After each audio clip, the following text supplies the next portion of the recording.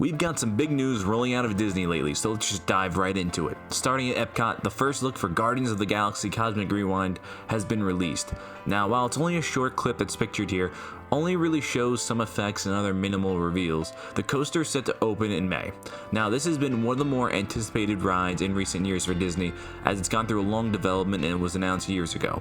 Now, the ride is set to offer spinning, launches, and over 5,000 feet of indoor track, which is crazy on its own. Now, moving over to the neighbor of Magic Kingdom, they've continued to progress on their construction of their next coaster, Tron. Now, the Light Cycle coaster has finally been seen testing and the canopy above the ride has been installed. Now, there's no opening date announced yet for this attraction, but I really wouldn't be shocked if it opens around early fall. Now, there's plenty of work to be done around the coaster before it's ready for guests, but Disney knows how to get groundwork done fast when needed. Now, Tron is a clone of the same attraction at Shanghai Disneyland, and it's been a trademark e-attraction for the park since opening. The motorbike coaster launches through all sorts of lighting and effects inside before taking guests over the pathways of the park. Now, the canopy will light up at night with the ride, and it should be a very nice sight for guests. Perhaps the biggest news coming from Disney is the recently announced renovation coming to Tokyo Disney's Space Mountain.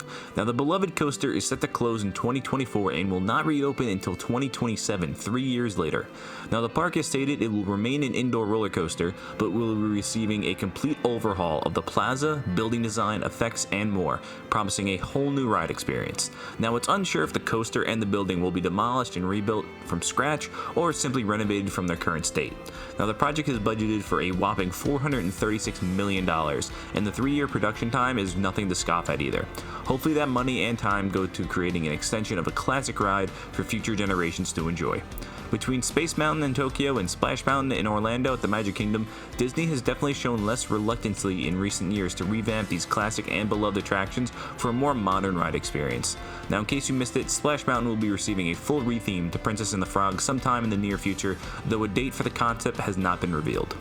Finally, on a very small note, the Disneyland Paradise Pier Hotel is set to receive a fresh facelift featuring Pixar as the main theme. This is the most affordable of the 3 on-site hotels in California, and it's a fun change that should be a hit among families staying at the hotel.